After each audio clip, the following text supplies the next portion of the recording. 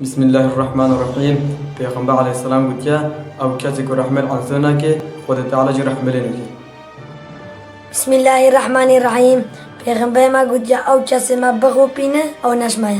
Bismillahirrahmanirrahim. Peygamber me gutiya la yedxulul cennete nemamu ev insanê ku fesat naçe cennet. Bismillahirrahmanirrahim.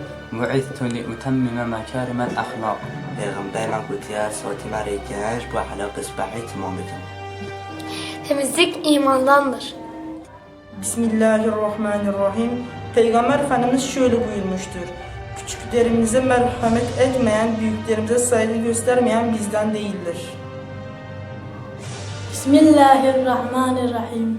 Peygamberime gutiya cennet bin piye dahi kadar. Bismillahirrahmanirrahim. Peygamber Efendimiz şöyle dua etmiştir.